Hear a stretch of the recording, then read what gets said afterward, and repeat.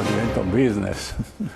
Allora, eccoci tornati in diretta per questo, come dire, per la parte politica. Apriamo questa parte, chiamiamola istituzionale, della nostra trasmissione, perché è dedicata alla nascita di questo nuovo governo, di questa, grazie a questa alleanza Partito Democratico, Movimento 5 Stelle, Liberi Uguali, un'alleanza assolutamente inaspettata, ma che però ha risolto, e anche in tempi rapidi, quella che è stata una crisi che si è aperta appunto in agosto. Allora io inizierei da Bisato, visto che è come dire, parte di questa maggioranza, di una maggioranza che, dicevo, è assolutamente inaspettata. Beh, se dovessimo, lo dicevo prima quando abbiamo avuto il momento storico su Dante, se dovessimo tornare indietro con la memoria agli inizi di agosto, probabilmente non so quanti osservatori potevano stabilire che un mese dopo circa ci saremmo trovati in questa situazione. È vero anche che come dire, tutto quanto è dipeso dalla scelta che la storia forse dirà avventata. Certo, io non prendo giudizi, perché tutto sommato sta bene che sia andata così, dell'allora ministro degli interni Salvini, che oltre a chiedere, come ricordava il professor Chasen, pieni poteri, ha deciso di staccare la spina al governo e quindi di mettersi in un angolo da solo. A quel punto, e qua forse la richiesta, anticipo una richiesta, perché io anche in tempi non sospetti in questa sede ho detto che non sarei mai stato in grado io personalmente di prefigurare un governo col Movimento 5 Stelle. È vero che è cambiato totalmente lo scenario, è cambiato in maniera radicale, nel senso che prima di tutto per la proposta a cui, guarda caso, stasera rifacevo riferimento, di Renzi, che con una tempistica politica secondo me straordinaria gira il verso a quello che poteva essere un'indicazione di andare al voto. Allora, stoppo subito sul nascere quella che potrebbe essere un'indicazione del Presidente del Consiglio regionale, presumo, perché un po' in tutti i consessi e i confronti pubblici mi viene detto: ma questo è un governo che a questo punto non rispetta la volontà popolare. Allora, cominciamo a dire che in un sistema parlamentare rappresentativo, se valeva la regola di 1 anno e mezzo fa, che la prima forza politica maggiormente rappresentata in Parlamento poteva allearsi con la terza in termini di rappresentatività, ossia la Lega. Tra l'altro la Lega ha rotto anche un patto elettorale, visto che in Italia si continua a non votare un Presidente del Consiglio, non si indica il Presidente del Consiglio, magari lo si evoca, ma il Presidente del Consiglio ha un incarico dato dal Presidente della Repubblica. Allora, se valeva quella regola, vale altrettanto in democrazia rappresentativa la possibilità che la prima forza si allei con la seconda forza rappresentata in Parlamento, che è il Partito Democratico, appunto. Adesso questo era un po' come dire, il cappello iniziale per dire che l'importante alla fine, per come si sono messe le cose, è che ci sia la possibilità di fare iniziative politiche che fanno del bene al Paese. E io penso che il verso che ha preso questo governo e che ha preso nei confronti anche dell'Unione Europea lasci ben sperare. È chiaro che il mio punto di vista è adesso ne parliamo. Prima di far intervenire anche gli altri, volevo proporvi, questa è stata una settimana importante, c'è stata la fiducia alla Camera, al Senato, oggi c'è stata la nomina, l'ufficializzazione dei nomi dei sottosegretari, ma intanto andiamo a sentire che cosa è successo in aula quando è stata annunciata la fiducia. Sentiamo. Dichiaro chiusa la votazione. Comunico il risultato della votazione per appello nominale sulla mozione di fiducia D'Uva, Del Rio e Fornaro numero 1-240, presenti 609, votanti 606, astenuti 3, maggioranza 304. Hanno votato sì 343, hanno votato no 263, la Camera approva. Senatori presenti 308, senatori votanti 307, maggioranza 152, senatori favorevoli 169, senatori contrari 133, senatori astenuti 5. Il Senato approva.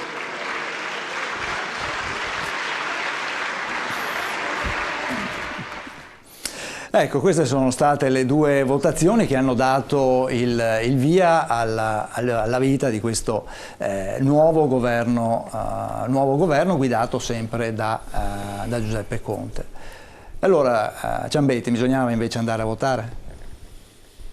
Bah, a me pare che sia la cosa che sento dire dai cittadini quando vado in giro. Perché, guardi, ieri avevo una delegazione di senatori americani in Consiglio regionale e mi chiedevano: ma com'è possibile che un premier che fino a un mese fa era in un quadro politico completamente diverso, anzi in maniera anche pugnace, che era animato contro appunto l'allora minoranza, adesso è con loro? E questi non si capacitavano come in Italia potesse accadere.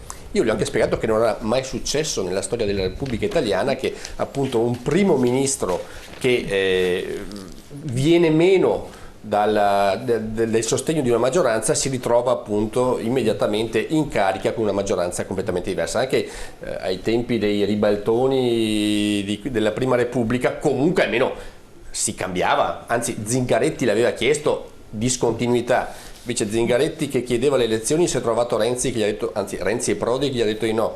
Zingaretti che chiedeva discontinuità si è trovato Conte. Zingaretti che chiedeva centralità del Parlamento si è trovato Rousseau. Quindi mi pare che il quadro sia assolutamente chiaro, cioè che una situazione così vista dall'estero, ripeto, è vista in maniera particolare e strana. Noi non potevamo più continuare a sostenere questo governo. Quando Salvini chiede i pieni poteri, e lo spiega anche, chiede per avere operatività del governo. Quando noi dicevamo che qualche ministro non funzionava e c'era la difesa spasastrata di Di Maio e di Conte, ci veniva risposto no, sono bravi, continueranno a lavorare bene. Formato il governo, mi pare che degli 11 ministri dei 5 Stelle 7 li hanno cambiati: Toninelli, Trenta, Bonisoli, Lezzi, l'indemoniata contro l'autonomia, sono scomparsi proprio perché probabilmente nell'attività di governo non funzionavano. Quello che dicevano i nostri ministri era che non era possibile andare avanti ed era perlomeno da aprile che le cose non funzionavano. Si è venuti meno a questa maggioranza perché le cose non andavano, non funzionavano, era bloccato il paese. E io adesso penso che una delle cose più intelligenti che ho sentito negli ultimi giorni l'ha detta Giancarlo Giorgetti: per la Lega è un investimento avere un governo giallo-blu. Giallo-rosso, scusate, giallo-rosso. Lo stiamo vedendo in queste ore con la Boschi arrabbiata perché che non parla sicuramente solo in nome per conto suo, nessun toscano fra i sottosegretari. L'abbiamo messo nel titolo, no? Guardi, ho preso oggi in aeroporto l'Espresso, che non è sicuramente la Padania, ma a leggerlo ci sono all'interno delle cose simpatiche. Certo. Sentiamo anche Roberta Toffanin. Volevo un attimo rispondere anche al segretario regionale del PD, perché in effetti lo scenario è cambiato, ma non credo siano cambiate le idee del PD, del partito che ha contrastato fino al giorno prima i provvedimenti che sono stati presentati dal Movimento 5 Stelle. Quindi adesso di fatto vedremo su come si riusciranno a risolvere quei contrasti che sono già emersi per quanto riguarda tematiche molto importanti come le infrastrutture. Ci sono degli elementi appunto che ci lasciano alquanto perplessi, e io direi che mai come in questo momento il detto mai dire mai si è avverato, e fino al giorno prima c'erano da un lato i pidioti, da quell'altro i grullini, adesso ci sta tutto un governo che di più sinistra di così non si può, e che purtroppo gli italiani non si sono votati, che la Costituzione permette. E vorrei dire che il collante che in questo momento li tiene unite non sono tanto gli scenari cambiati, non sono le loro idee, ma è il potere. e quando questo potere o poi quando queste cose si evolveranno probabilmente faranno la fine che ha fatto questo governo. Alla Lega mi sento di dire che magari si poteva staccare la spina un po' prima. Noi, faccio la premessa, come Forza Italia avevamo dato il nostro, diciamo così, tra virgolette, benestare a questo governo, non ci siamo, diciamo, messi di traverso, ma proprio perché auspicavamo, avevamo chiesto alla Lega di portare a casa provvedimenti del centrodestra, i provvedimenti che insieme alla Lega avevamo messo insieme e avevamo sottoscritto con un accordo durante la campagna elettorale. Questo non si è avverato, pochi sono stati i provvedimenti di espressione centrodestra, noi li abbiamo votati quando non c'era la fiducia ovviamente sugli stessi, però di fatto ecco, noi ci aspettiamo dalla Lega che ci aspettavamo dalla Lega magari che staccasse la spina un po' prima, visto che era da aprile che sono emersi queste contrapposizioni, e magari ci saremmo anche aspettati che Salvini non andasse il giorno dopo a chiedere a Di Maio invece di ritornare insieme e di fare il premio addirittura. Questo ci staremmo aspettando. Ma non crede che sia stato un vantaggio per Forza Italia riportare una sorta di patto, un nuovo patto tra Forza Italia, Lega e Fratelli d'Italia? Cioè, diciamo che nel bene e nel male 5 Stelle vi ha riportato il condottiero alla fonte. Mi permetto di dire che il patto c'è sempre stato alle regionali, che non sono proprio elezioni da poco, il patto è sempre stato mantenuto dappertutto. La situazione del Parlamento è una situazione con dei numeri particolarmente complessi e strani, e quindi quello che è successo nel maggio del a inizio giugno 2018 è frutto di una situazione e di numeri parlamentari che o prevedevano il voto immediato, cosa che magari poteva anche essere a nostro favore, aumentavamo sicuramente di qualche parlamentare, oppure provare a tentare questa strada che, ripeto, abbiamo tentato e che si è rivelata assolutamente impervia proprio per l'incapacità amministrativa, ma anche delle cose di base da parte degli loro alleati dei 5 Stelle, che purtroppo non hanno alle spalle una preparazione amministrativa, istituzionale, politica che gli permette di avere certe responsabilità. E adesso sarà il Partito Democratico che si renderà conto di questa situazione, oppure saranno più bravi magari a gestire questi parlamentari, questi ministri, questi sottosegretari che, ripeto, alla prova dei fatti hanno creato tantissimi problemi nelle cose che invece il Paese ha necessità immediata, non domani ma addirittura ieri. Però la partenza mi pare con cose innovative, la tassa sulle merendine, il 2% di tassa sui prelievi di bancomat, mi sembrano cose che sicuramente gli italiani apprezzeranno. Io credo che a livello strutturale i due, diciamo, partiti, Movimento 5 Stelle e Lega, perché hanno una struttura completamente diversa. Una si basa sulla famosa piattaforma Rousseau, ma non ha un collegamento col territorio, e si è fatto troppo conto di questa sorta di collegamento subliminale che è la piattaforma Rousseau, che ha portato poi al risultato che abbiamo visto durante le elezioni, quindi con una buona percentuale del primo partito, Movimento 5 Stelle. La forza della Lega è essere piantata sul territorio. Quando ci saranno le elezioni regionali, comunali, eccetera, la dimostrazione che il territorio ancora conta, parlare con la gente ancora conta, e che la piattaforma Rousseau è una forma democratica, ma non è l'unica forma democratica che noi possiamo, diciamo, proporre ai nostri telespettatori. Dico 3 parole, la riprova l'avremo il 27 ottobre in Umbria e vedremo come andranno le elezioni in Umbria. Ma io se posso aggiungere, io condivido sul fatto che Centrodestra Unito sia vincente, lo ha dimostrato anche le elezioni, lo hanno dimostrato le elezioni regionali dell'ultima. Di Forza Italia? Scusi, non ho capito. È il limite anche di Forza Italia. Forza Italia è molto vicina come sistema organizzativo, non come ideologie, progetti, eccetera, perché Forza Italia sta in piedi perché c'è la televisione. Allora, se 5 Stelle ha detto va meglio la rete, però nessuno di due è calato sul territorio. Non ci sono, mentre la Lega ha delle sedi di partito più o meno. Non è vero, siamo strutturati anche noi nei territori, se mi permette. Certo, il centrodestra, che poi tra l'altro ricordo sia stato voluto, inventato dal presidente Berlusconi, proprio perché si è reso conto che c'era una necessità impellente per contrastare il comunismo che aveva la via aperta per potersi insediare. Ma insomma il comunismo, cioè quello che sono la sinistra, chiamiamola come chiamiamola. Quando si parla di ridistribuzione di ricchezze, voglio dire, chiamiamolo come volete, però mi sembra che con vecchi termini, allora dall'altra parte c'era il fascismo.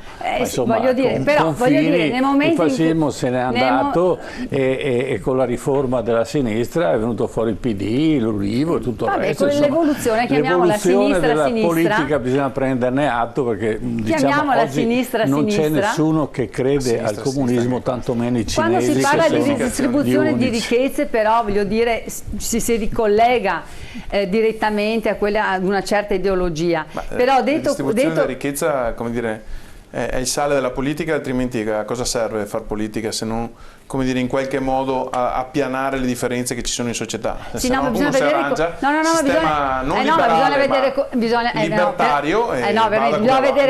bisogna vedere come, perché se adesso mi viene in mente, no? C'è tutto questo programma del Premier Conte con un'attenzione particolare al Sud, per carità, con una scelta di ministri e di sottosegretari ampiamente del Sud.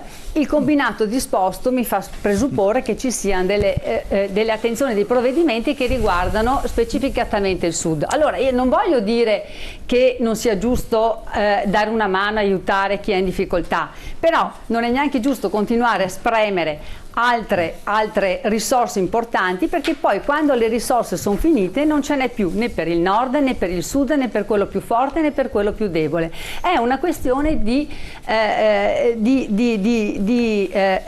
teoria che serve, perché noi dobbiamo invece dare i presupposti a coloro che sanno fare impresa, che sanno creare lavoro, che sanno dare ricchezza al territorio, in modo che poi si possano anche aiutare chi invece è più in difficoltà. Ma questo mi sembra che sia ecco, però se continuiamo a fare delle politiche tali per cui gli imprenditori sono tutti prenditori e bisogna tassarli e bisogna vexarli, perché è proprio la teoria che è stata fatta anche negli ultimi mesi, scusate, ma in questo momento non è stato fatto un provvedimento a vantaggio dell'impresa. Io non ne ricordo uno, e sì che sono anche in commissione lavoro, per cui voglio dire qualcosina mi è passato anche sotto gli occhi. Anzi, vorrei dire che quei provvedimenti che sono stati adottati hanno anche remato contro l'imprenditoria. E allora pensiamo al decreto dignità, pensiamo anche al decreto crescita, pensiamo a tutto ciò che non è stato fatto e che invece bisognava aver già provveduto. Che è stato fatto qualcosa per gli imprenditori, è stata fatta la fatturazione elettronica che sta facendo impazzire tutti. Speriamo che venga adottata anche dal resto d'Europa, perché se la stiamo portando sulla schiena solo noi e stiamo mettendo in piazza tutti gli affari delle aziende italiane, e gli altri possono guardare, vedere e regolarsi di conseguenza. Ma io passerei noi per essere nazione pilota a farla. Certo. C'è qualcuno che è andato a chiedere in Europa di essere i primi a farla? Renzi?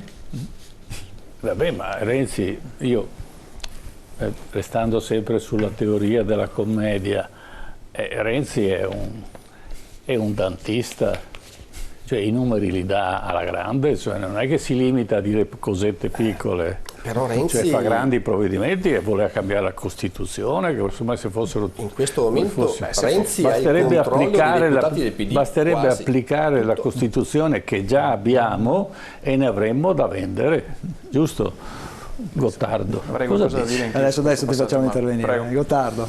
Ma io sono un po' perplesso quando sento queste analisi così fondate, non sono analisi superficiali, sono fondate, ma secondo me non colgono davvero il momento di trasformazione che abbiamo davanti oggi nel nostro paese, che è un momento di trasformazione dove l'Italia si abbatte la parte terminale della coda di una crisi che è cominciata 10 anni fa e che non è ancora terminata, e che questa coda di crisi economica e finanziaria mondiale che rischia anche di ripetersi, quindi la fuoriuscita è ancora molto lontana. Vedasi Germania. Vede la necessità non solamente di cambiare il modo di produzione nel mondo produttivo delle aziende e così via, ma anche nel modo di produrre politica.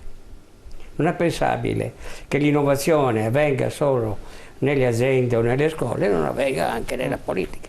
Quindi siamo a uno snodo di cambiamento. Io non so se sarà positivo o negativo. In questa fase mi sento di sospendere il giudizio, perché dare un giudizio a priori al cambiamento che è in atto lo trovo sbagliato. Vedremo.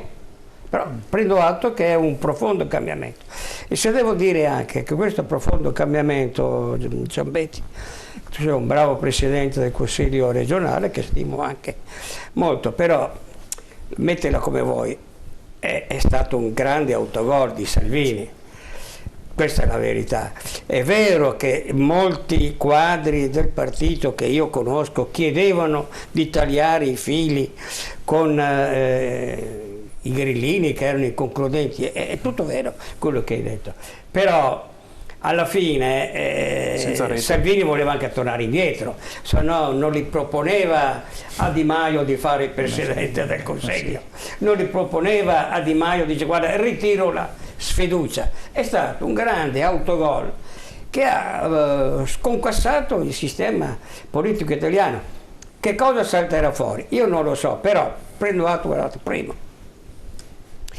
che adesso si va avanti, così sembra, verso un sistema proporzionale. Però questo, stranamente, questo sistema proporzionale verso cui si Spieghiamo ai telespettatori che si sta discutendo di riprendere in mano appunto la riformare la legge elettorale, del numero dei parlamentari comporterà la riforma anche della legge elettorale correttiva in senso proporzionale. Apro una parentesi nella parentesi, questa è la vera garanzia sulla vita di questa legislatura, perché di fatto tutto questo tiramolla della legge elettorale sarà una cosa piuttosto lunga e complessa, perché comporterà anche con tutta probabilità una modifica costituzionale. Faccio un esempio: l'elezione del Presidente della Repubblica ha la presenza anche di una quota di consiglieri regionali che, cambiando il numero dei deputati, dovrà cambiare anche il numero proporzionale dei consiglieri regionali, e questo lo si fa solo con una legge di riforma costituzionale, con tutte le lunghezze che questo comporta.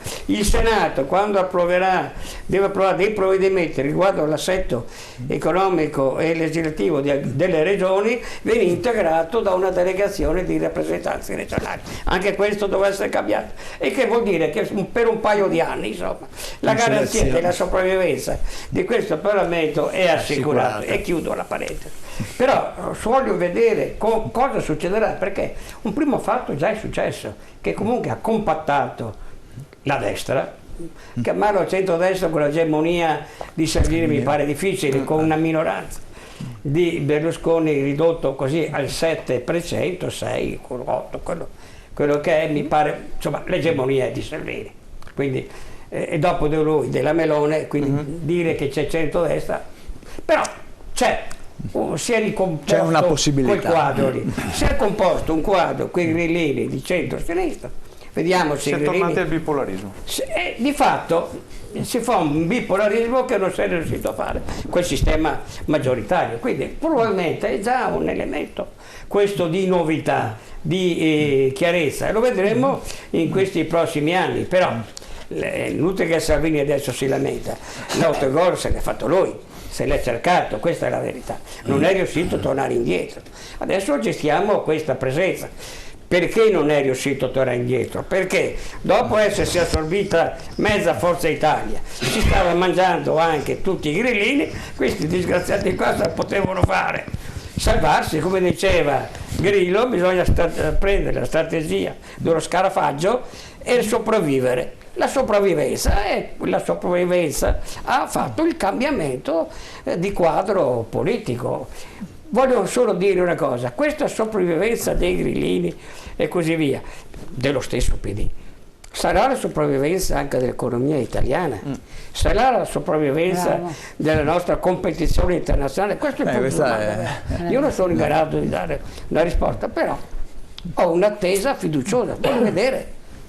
Vediamo, certo, abbiamo viste tante, vediamo anche questa, ecco, non sarei così transant, negativo, il trasformismo, tutta questa roba qui. Il trasformismo in questa Italia c'è sempre stato. Lo Stato italiano è nato così, tanto per essere chiari, quindi non andiamo in non c'è nulla, guardiamo cosa verrà fuori. Intanto alcuni segnali positivi in Europa li abbiamo già visti. Una forma di redistribuzione dei migranti comincia a prendere forma, il gradimento con gli americani c'è e gli americani sono determinanti anche per i nostri immigrati, perché gli immigrati vengono dalla Libia e gli americani controllano tutti i due capi delle fazioni della Libia. Sì, il nostro amico, cosiddetto amico Sarai, sia l'altro, che è un americano, l'altro Haftar è un americano, ha il passaporto americano. Non è solo americano. Fa parte della CIA. Certo, allora, non è americano. È chiaro. Fa parte della CIA. E con questi qui dobbiamo ragionare con gli americani e con i francesi. Macron verrà in Italia, mi pare, il 18 prossimo. Questi sono segnali. Draghi di un cambiamento. Sono segnali che insomma qualche cosa forse sta cambiando, che questa resistenza di grillini a sopravvivere, come diceva Grillo sulla strategia dello scarafaggio, bene, qualche cosa sta producendo, vedremo. Certo, intanto è nato questo governo, questo Conte bis, che come dire, forse ha accontentato, forse ha scontentato molti. Allora, vediamo. Allora, abbiamo fatto un piccolo studio per capire come sono distribuiti diciamo, come origine i vari ministri, i sottosegretari. Ricordiamo appunto che i sottosegretari sono stati annunciati. Abbiamo cercato di analizzare in queste grafiche gli squilibri che ci sono all'interno di questo governo. Non parliamo di politica, cioè ovviamente si riferisce sempre a una cosa politica.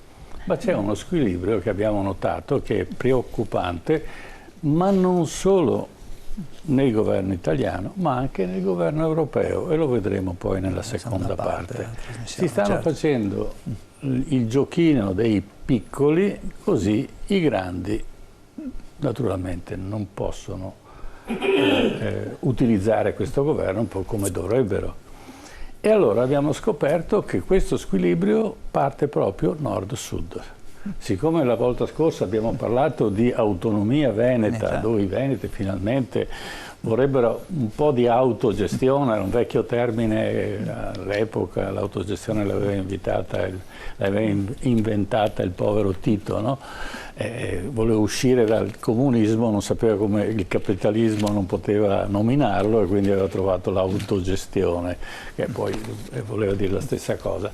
Ma questa autogestione sarebbe interessante perché le risorse, come si è parlato prima, nascono qui, giustamente possono essere cedute a terzi, ma quello che io sottolineo, la cessione deve essere temporanea, né più né meno, come si fanno con le banche. Hai bisogno delle risorse, bene, ti organizzi con questi fondi, poi in tempi prestabiliti li restituisci al governo che poi li investe da un'altra parte, perché se no diciamo che è una preda a fondo perduto. Questa è la politica italiana che non ha arricchito il Mezzogiorno, ha impoverito il Mezzogiorno perché ha tolto naturalmente voglia di fare, ma questo è un altro paio di maniche. Adesso torniamo a quello che è il governo Conte 2.0, l'abbiamo chiamato noi, ministri 21, sottosegretari 42. Allora, al nord noi abbiamo 5 ministri, 8 sottosegretari. In centro abbiamo 5 ministri e 16 sottosegretari, 11 ministri al sud e 18 sottosegretari. Quindi totale è 13 al nord, 21 al centro e 29 al sud. Allora, siccome io penso sempre a come sono organizzati gli Stati Uniti, che ancora adesso insegnano un attimino quello che è la democrazia, ogni Stato federale degli Stati Uniti ha un suo rappresentante, perché rappresenta la sua forza politica e la forza è proporzionale. Uno, deve essere proporzionale alle risorse, 2 alla popolazione. Allora, in questo senso, andiamo a vedere il secondo, vediamo questa discrasia che avviene guardando il secondo grafico che abbiamo fatto, abitanti in milioni, l'Italia ha 60 milioni di abitanti, PIL in miliardi, 2 miliardi 179, ci sarà l'errore di qualche miliardo in più o in meno, per carità. 2.197 miliardi, ministri e sottosegretari 63 totale. Distribuiti come? Al nord 28, al centro 15 e al sud 17 milioni, sono sempre milioni di abitanti. Questi sono gli abitanti. No? Il PIL, sappiamo che il nord viaggia, 1,5 miliardi, diciamo poco più, poco meno. Il centro mezzo miliardo e 300 miliardi al sud. Vediamo se la proporzione che dicevo prima viene rispettata. I ministri sono 63, al nord 13. E chi ci rappresenta il settore industriale, il settore operaio, l'agricoltura, che abbiamo l'agricoltura per eccellenza. Vuole l'analisi dell'agricoltura? Conte, vabbè, è pugliese, Bellanova è pugliese, Abate, sottosegretario, è pugliese, alla GE hanno messo Pagliardini oggi che è pugliese. Quindi l'agricoltura è la xylella. Occupata. Abbiamo la cimice asiatica. Quindi non hanno solo la xylella. Poi all'ambiente c'è il ministro di Napoli, il sottosegretario di Roma, che sono fulgidi esempi di gestione ambientale, specialmente nei rifiuti. Che poi vi lascio la parola. Quindi abbiamo il nord che ha solo 13 rappresentanti e abbiamo 28 milioni di abitanti. Abbiamo il centro che ha 15 milioni di abitanti e ha 21 e siamo già, diciamo, un po' più equilibrati. Il sud 17 ha 29 rappresentanti. Allora parliamo di democrazia, che non è una parola bella che ci si riempie la bocca. Democrazia è una cosa che si fa e si fa ogni mattina e ogni sera e ogni notte. Quindi è una ripartizione, una compensazione di tutta una serie di situazioni. Le arrivo subito. Grazie. E poi vi lascio tutte le parole. Quindi questo è un grafico di provocazione. Se qualcuno, o chiaramente l'opposizione sarà da una parte, l'altra sarà dall'altra, però chiaramente è un pensiero da fare. Analoga situazione l'abbiamo trovata in Europa e ve la faremo vedere, perché quando arrivano questi risultati non è che ci accontentiamo di dire adesso abbiamo il governo giallo-rosso, giallo-verde, andiamo a vedere come hanno fatto questo governo, perché a farne di meglio c'è sempre tempo, ecco, c'è da rivedere. Quindi partirei da quelli che hanno organizzato questo governo, se è possibile che per esempio il Veneto, che ha un paio di rappresentanti, ha 5 milioni, 3 rappresentanti, 5 milioni di abitanti, il secondo PIL in Italia e secondo il Tagliacarne, famosa fondazione eccetera, noi siamo i secondi dopo la Lombardia, ma la Lombardia sono il doppio, perché è giusto che abbiano il 19% e noi abbiamo soltanto il 12%, quindi proporzionalmente siamo anche più ricchi della Lombardia e più produttivi. Abbiamo l'area centrale del Veneto, che è la zona più produttiva d'Europa come concentrazione di fabbriche. Allora, chi è che rappresenta tutta questa gente che lavora dalla mattina alla sera? Poi vale anche il fisco, se può, per carità, diciamola tutta. Esatto. Beh, allora, quando c'è stata la nomina dei ministri, io mi sono espresso anche pubblicamente nel dire che eravamo sostanzialmente scontenti, perché non avere nessun ministro veneto del Partito Democratico con la partenza di questo governo non era un gran segnale. Adesso non dico che si sia rimediato, si è cercato di rimediare con 3 sottosegretari di peso, parlo della parte politica mia, perché agli interni variati, che ha un'indubbia esperienza, è stato anche presidente dell'UPI, si occuperà di enti locali, io penso che farà molto bene. Il sottosegretario al MEF di nuovo Pierpaolo Baretta, quindi probabilmente sa anche dove mettere le mani, mi auguro, visto che ci sono grosse partite, e Martella, che è sottosegretario alla presidenza del Consiglio e che si occuperà di editoria. È vero però, è vero, io non sono abituato a omettere di andare anche nei punti più scabrosi. Questo attiene tanto alla classe politica che esprime la mia parte politica in questo nord. Quindi sono dei ragionamenti che dovremmo fare al nostro interno. Io penso che non dobbiamo aspettarci che qualcuno a qualche centinaio di chilometri o migliaia di chilometri da qui abbia sempre la capacità di vedere che qui si produce PIL, che qui c'è un pezzo di paese significativo. Dobbiamo saper dimostrare noi che questo pezzo di paese ha la possibilità, anche con una visione di centrosinistra, mettere al centro le imprese, la produzione, così mi collego anche a quanto diceva la senatrice Toffanin. Io sono perché si produca e quindi si incentivi chi produce, l'imprenditore. Gli interventi Industria 4.0 andavano in quel senso, bisogna ripartire da lì e bisogna ripartire da soprattutto le infrastrutture che servono al cittadino e all'impresa.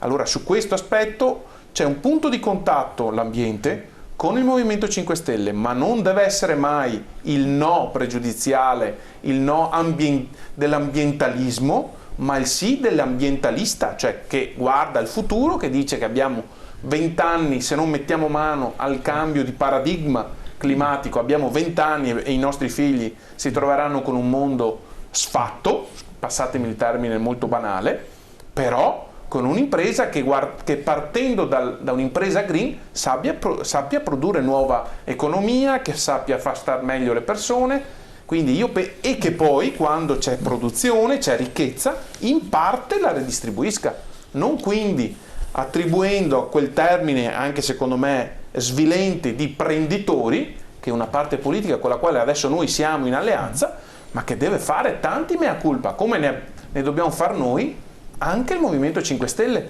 Io non ometto di ricordare che noi saremmo quelli di Bibbiano.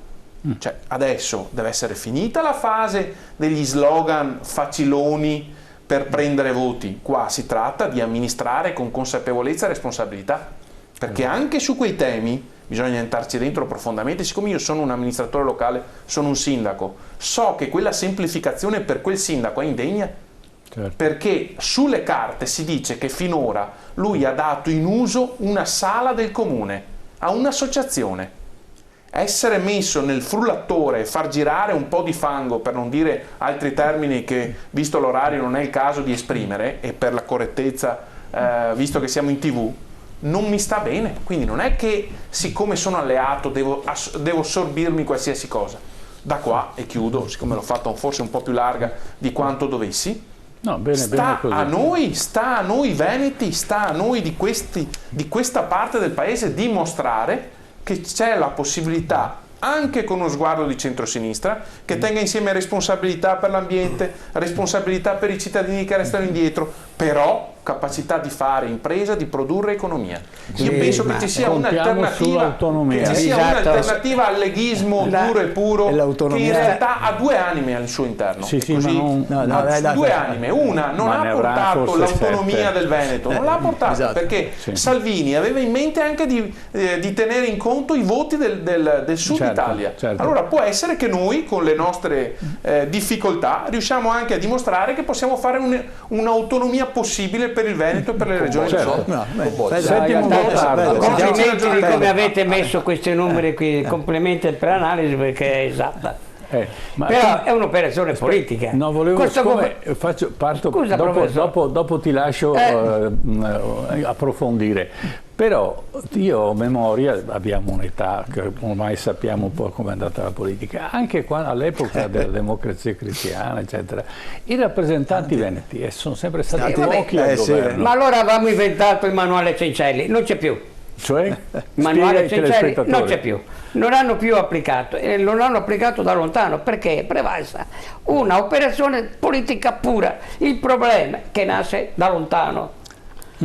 Allora, c'è un primo passaggio, scusa, credo che Salvini se ne fosse accorto subito, per quello ha anche affrettato di mettere in crisi. Comincia alla nomina di Sassoli, una bravissima persona, alla presidenza del Parlamento europeo, un italiano. Lì c'è un manuale Cencelli che è sempre stato rispettato al millesimo. Sì, però alla Lega, ai giovani cos'è il manuale Cencelli? La distribuzione delle poltrone. Sì, ma in proporzione agli eletti che tu hai. Cioè, se uno ha avuto più preferenze, viene se tu hai più deputati, in proporzione ai deputati, hai anche il mazzetto di poltrone. Alla Lega spettava un vicepresidente in base al gruppo che aveva. Certo.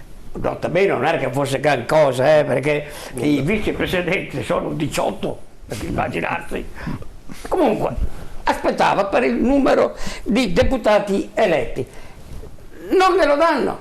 Le aspettava la presidenza di 2 commissioni, invece di darlo alla Lega, lo danno ai grillini perché è questo che non avevano neanche i numeri, non avevano neanche il gruppo. Allora io avrei già drizzato le orecchie. Passiamo alle commissioni del Parlamento, la faccio lunga per arrivare qui al governo. Le commissioni, il gruppo della Lega ne aspettavano 2, non ne danno neanche una. Allora, uno capisce che in Europa hanno costituito un cordone sanitario per bloccare la Lega. Non solo, ma Conte nel frattempo tratta con la signora Ursula di avere anche un commissario che sembrava che era stabilito che era della Lega per consenso del governo. Conte lo combina per un altro, non della Lega. E li porta 13 voti dei grillini determinanti per la nomina della Leyen a presidente, secondo episodio. Quindi era chiaro che si stava prefigurando. Questa prefigurazione qui di cordone sanitario della Lega è esattamente la continuazione di questa logica qua. Da qui bisogna che anche i leghisti cavano, io non mi scandalizzo di niente, però vanno cavate poi le conseguenze. Il problema è di sottrarre il sud alla Lega, perché dov'era stato il gonfiamento anomalo della Lega? Anomalo per gli avversari, non per la Lega, se vuole farmi capire bene. Era il sud, non tanto che il nord ormai era stabilizzato. Dato per perso. E lo danno per stabilizzato, non è che di fare un dramma per il Veneto, o per la Lombardia. Il problema era stata questa crescita violenta al sud, dopodiché eccolo qui. Siccome pensano, fanno un giudizio sti numeri qua sono un giudizio negativo soprattutto per il sud, perché penso che l'elettorato del sud sia un elettorato prevalentemente clientelare, e io non condivido questo tipo di giudizio. Però lo danno così, dice, gli diamo più potere, più ministri, perché più clientela esportiamo l'elettorato. Vi ricordate in Sicilia, quando Forza Italia ha preso 60 su 60 deputati, eccetera. Si tratta di catena sanitaria per bloccare la Lega, soprattutto al sud. Quando portano la Lega sotto il 25% hanno ottenuto il risultato. Questa è un'operazione di politica elettorale, tutto qui. Ed è un giudizio negativo, non positivo solo il sud, perché ritengono un elettorato quindi transitabile attraverso il sistema clientelare. Mi domando, Bisato, ecco, questo è.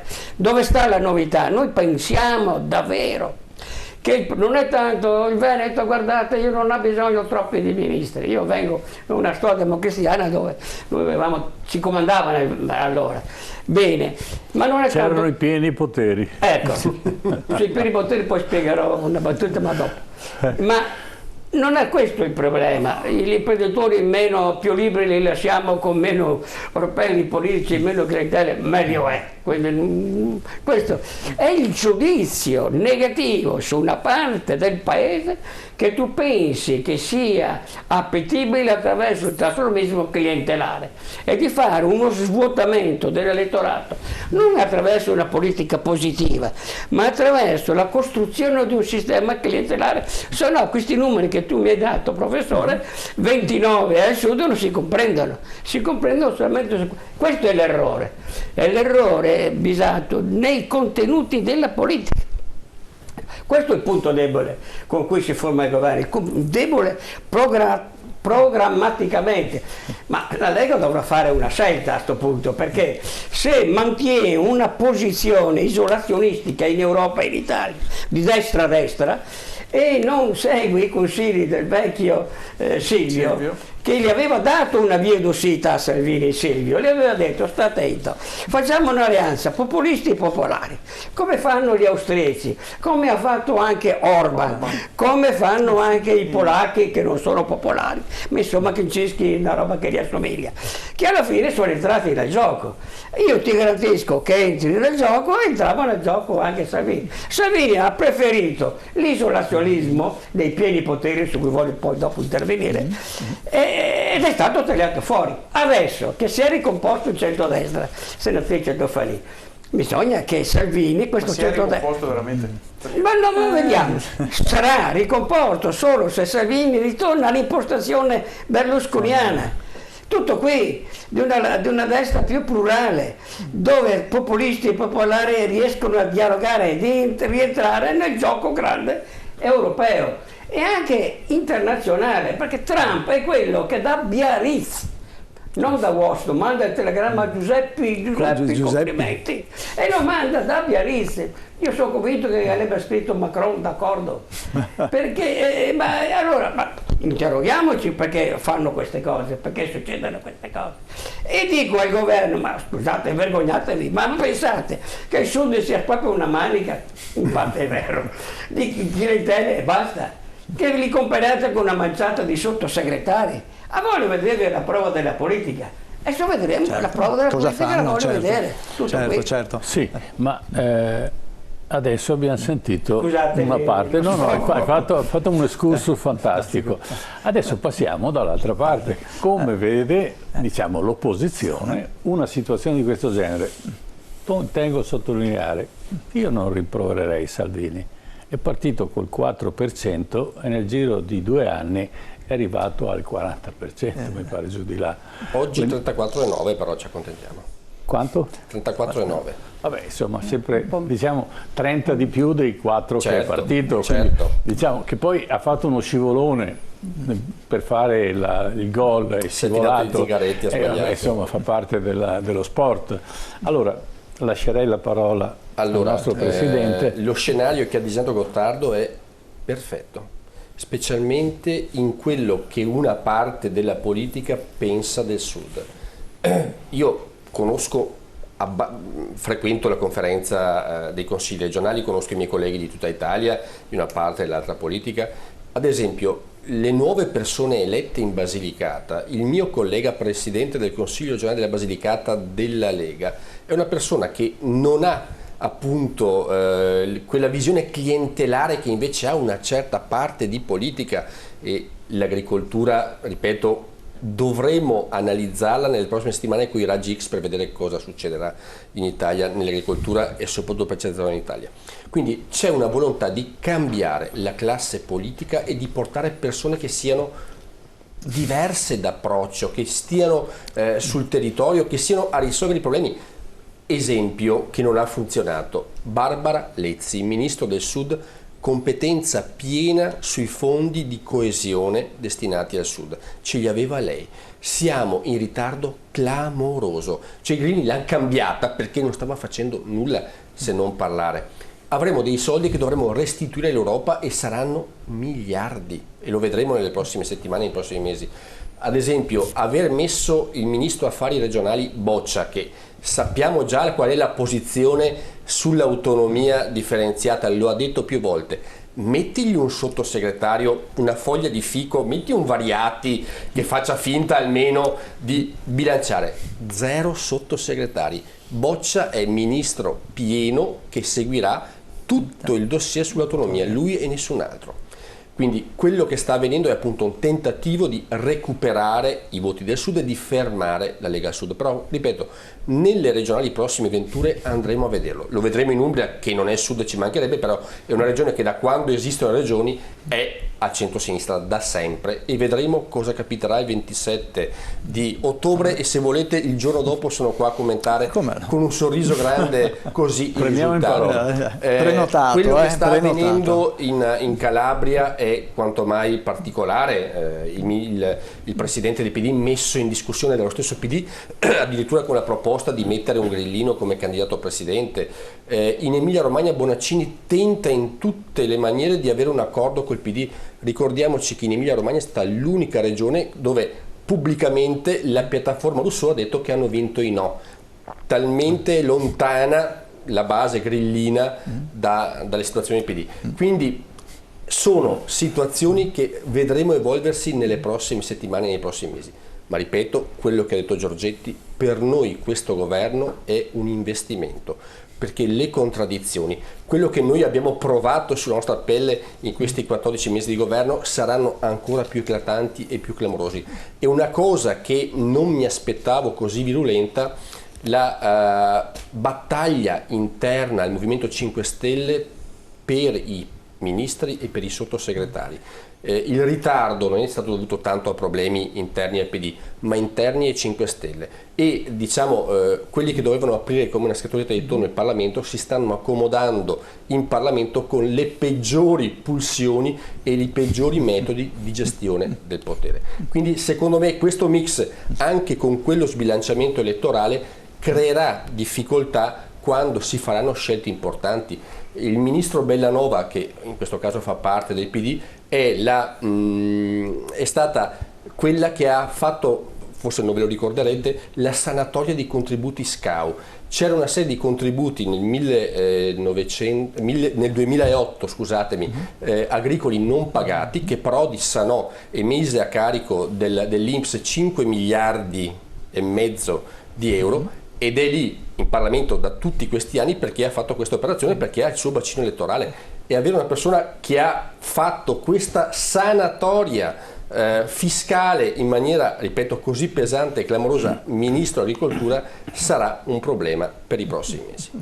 Bene, adesso sentiamo anche Roberta Toffanin. Allora. Sì, è indubbio che la disposizione dell'attuale compagine di governo susciti molta preoccupazione per noi, soprattutto qui nel Veneto, e sposo in pieno quello che ha poc'anzi detto lo chiamo sindaco Gottardo per la sua storia, sposo in pieno quello che appunto ha appena detto, ovvero sia che si tratta di di slogan propagandistici, di cercare di investire, no, nella parte meridionale del paese per riprendersi l'elettorato che è venuto anche a mancare negli ultimi mesi. Tant'è vero che tutta il passato governo ha proprio costruito i propri provvedimenti pensando ai voti, pensando alle campagne elettorali imminenti, a partire da quella delle varie regionali, ma anche soprattutto dalle campagne delle europee. Per cui ricordo reddito cittadinanza, quota 100, che sono l'emblema di quello che è stato il governo passato, misure puramente assistenzialiste che hanno indebitato maggiormente il paese, ma che non risolvono, come è stato dimostrato, il problema della povertà, e tantomeno hanno risolto il problema dell'occupazione. Per cui quello che mi preoccupa maggiormente in questo periodo e in questi anni è il problema, ovvero sia il lavoro. Cioè il lavoro è il vero problema del nostro paese, e nulla è stato fatto appunto per incrementarlo, per aumentare l'occupazione, perché è vero che i dati Istat hanno attestato un aumento dell'occupazione rispetto all'anno precedente, ma anzi si deve essere attestata a dati ancora maggiori rispetto al periodo pre-crisi, ma è altrettanto vero che sono diminuite le ore lavorative, per cui saranno aumentati anche i lavoratori, ma sono diminuiti notevolmente le ore lavorate. Mancano ancora 550 milioni di ore lavorative per paragonarci al periodo pre-crisi. Quindi per me 7 milioni di giovani che non sono occupati sono un problema, e poi è un problema di competenze, un problema di produzione. Ma certo, di conseguenza sì, ma difatti sono diminuite le ore di straordinario, quindi indice proprio anche di una produzione inferiore, e aumentate però le ore di cassa integrazione.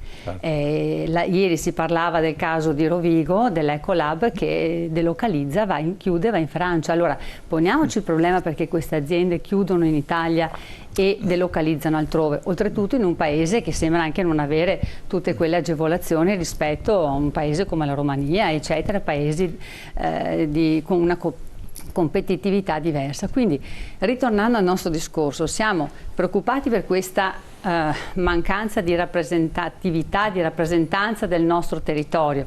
Ricordo anche, abbiamo perso l'occasione nel passato governo di istituire una zona ZES nel Polesine a Venezia, per cui anche lì un motivo in più per dire rilanciamo il nostro territorio che è pieno. Vediamolo ai telespettatori, la zona ZES sono zone economiche speciali, quindi con delle agevolazioni laddove ci sono delle difficoltà, no, per poter ampliare quelle che sono le zone industriali e far nascere delle imprese. Ci sono questi territori che sono ricchi di tradizioni, di competenze, ma che non sono attenzionati, per cui non abbiamo la possibilità di sfruttare al massimo quella che è la forza lavoro, la forza delle nostre imprese. Ecco che non solo c'è questa mancanza di ministri, di sottosegretari nel nostro territorio, ma quello che è grave è che la legge della diminuzione del numero dei parlamentari, così come è stata proposta e votata in Senato, non è altro che lo specchio di quello che succederebbe in attuazione di una legge simile senza una vera riforma costituzionale. Per cui la preoccupazione dei 5 Stelle di diminuire il numero dei parlamentari senza attivare prima una vera riforma fa esattamente come esito una mancanza di rappresentanza nei vari territori, nelle varie forze politiche del nostro paese.